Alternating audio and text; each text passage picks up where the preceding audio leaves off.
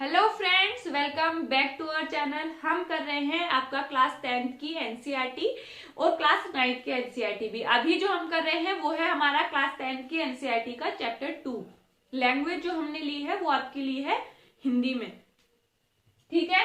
तो यहाँ पर जो हम चैप्टर कर रहे हैं वो आपका अम्ल, क्षारक और लवण है, जिसमें हम ऑलरेडी बहुत सारी चीजों को देख चुके हैं। तो आप पार्ट 1 से शुरू करेंगे, ठीक है।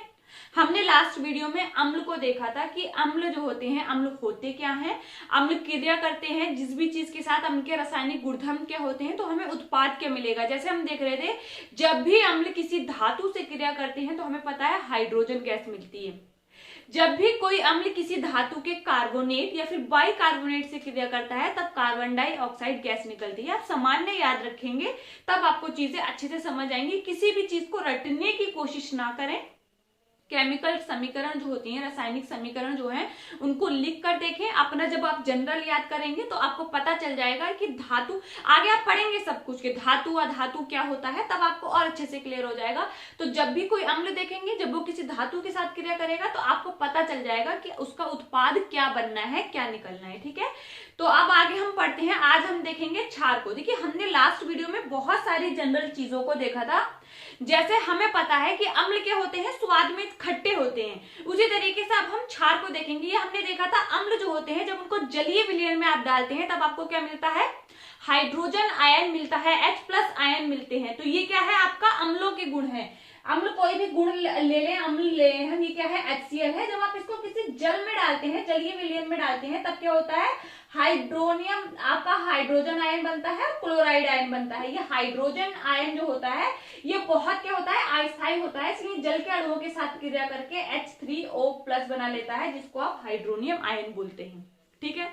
इसी प्रकार से अगर हम देखें, जो हाइड्रोनियम आयन है ये तो हमें पता है बन गया कब, जब अम्ल से क्रिया, अम्ल को किसी जल में डाला गया। इसी प्रकार से जब किसी भी आप क्षार को जल में डालते हैं ना, तब आपको OH- मिलता है। वो क्या देते हैं, OH- देते हैं। जब आप क्षार को जल में डालते हैं वो OH- देंगे, जिसको आप क्या बोलते हैं, हाइड्रोक्साइड आयन बोलते हैं। ये भी ध्यान रखना है, ठीक है।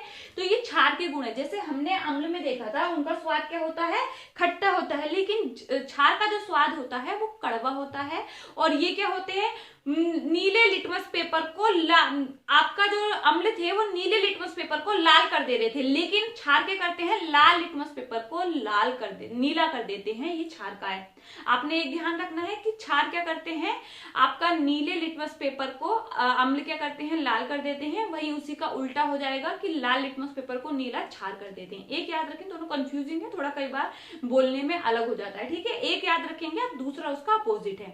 तो ये क्षार का गुण है। क्षार क्या है, आपका स्वाद में खट्टे होते हैं, आपका जलीय विलयन में OH- देते हैं, हाइड्रोक्साइड आयन देते हैं, और क्या करते हैं, लाल लिटमस पेपर को नीला कर देते हैं। और ये क्या करते हैं, साबुन के स्पर्श के होते हैं। मतलब जैसे आप सोप देखते हैं ना, सोप आपको छूते हैं तो आपको उसमें क्या चिकना जैसा महसूस होता है, उसी तरीके से क्या होता है, क्षार में भी आपका जो सोप में जो होता है उसमें क्या होता है, आपका क्षार होता है। तो ये भी ध्यान रखना है। इसीलिए वो आपको क्षार के जो आप स्पर्श करेंगे, अगर उसको छुएंगे तो वो क्या होते हैं, आपको दिखाई देंगे कि वो साबुनी स्पर्श के होते हैं। यही लिखा है, मैं साइड हो जाती हूँ, आप पढ़िए इसको। क्षार स्वाद में कड़वे होते हैं, लाल लिटमस पेपर को नीला कर देते हैं, साबुन के स्पर्श वाले होते हैं, और जलीय घोल में हाइड्रोक्साइड आयन देते हैं। उदाहरण क्या है, सोडियम हाइड्रोक्साइड, NaOH, इसका नाम क्या है, सोडियम हाइड्रोक्साइड।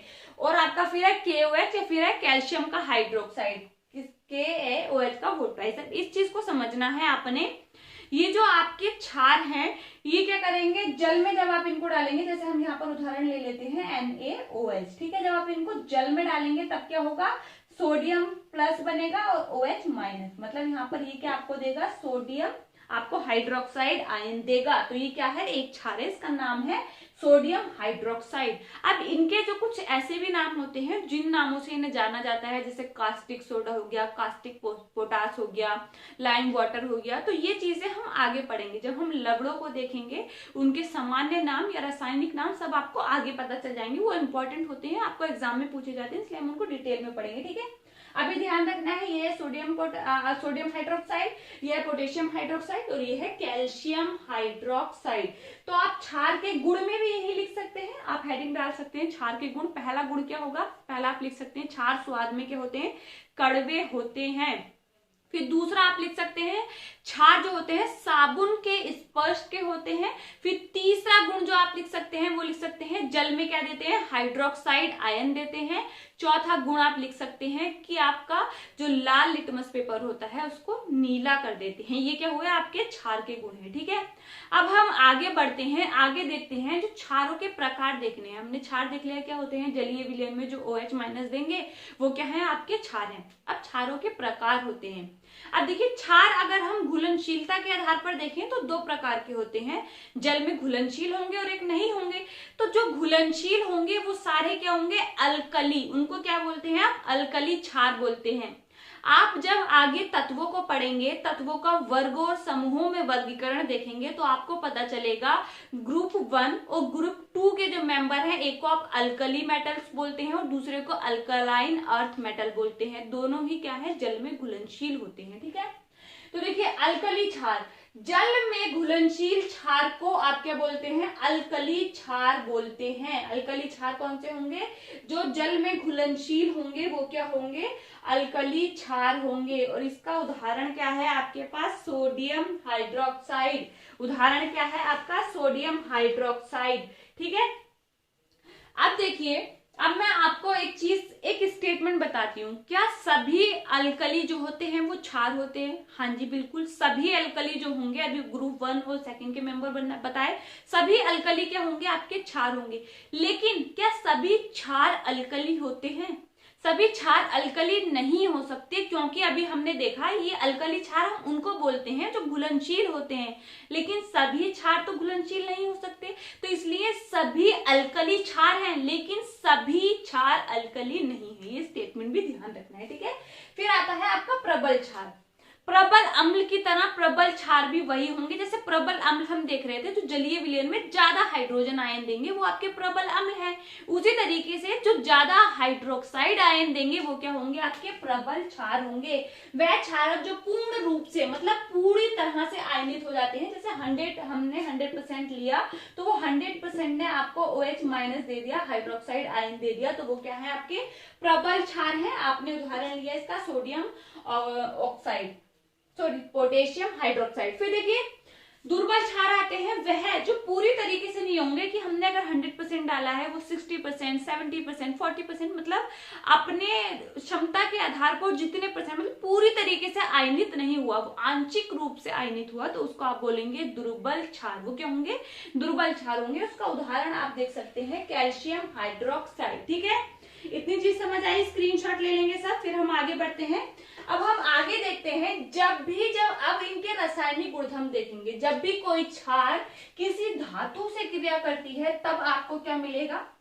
फिर हम आगे बढ़ते हैं अधात्विक आपका ऑक्साइड से। पहला जो हम देखेंगे धातु, ये क्या देख रहे हैं हम, क्षार के रासायनिक गुणधर्म। क्या है, क्षार के रासायनिक गुणधर्म। हमने पढ़ना है अब क्षार के रासायनिक गुणधर्म। क्षार के रासायनिक गुणधर्म को देखेंगे कि जब भी कोई क्षार जिससे क्रिया करता है फिर उत्पाद क्या मिलता है। ठीक है, पहला देखेंगे, जब भी कोई क्षार आपका किसी धातु से क्रिया करता है, धातु के साथ अभिक्रिया, जब भी कोई क्षार किसी धातु के साथ क्रिया करता है तब आपको क्या मिलता है, ये हमने देखना है। ठीक है, धातु के साथ अभिक्रिया, जब भी कोई क्षार किसी धातु के साथ क्रिया करता है तब आपको लवण मिलेगा और क्या मिलेगा, हाइड्रोजन गैस। जैसा सेम हमने अम्लों में देखा था कि जब भी कोई अम्ल धातु से क्रिया करता है तो हमें पता है हाइड्रोजन गैस निकलती है और लवण बनता है। इसी तरीके से यहाँ पर भी क्या होगा, जब भी कोई क्षार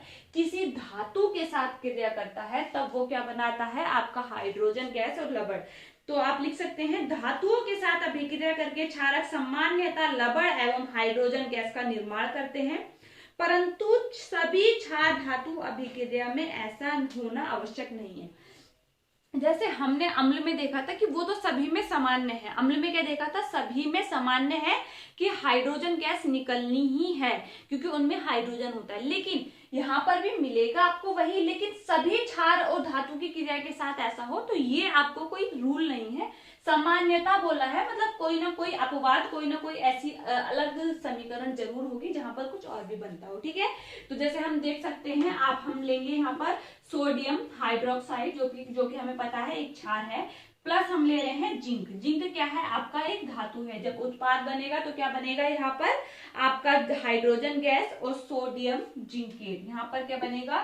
सोडियम जिंकेट बनेगा और आपका हाइड्रोजन गैस बनेगा। ये क्या है? उत्पाद है आपका। ठीक है, ये क्या है? आपके उत्पाद है, तो ये आपने लिख लेना है। सोडियम हाइड्रोक्साइड जिंक धातु के साथ अभिक्रिया करने पर सोडियम जिंकेट और हाइड्रोजन गैस देते हैं।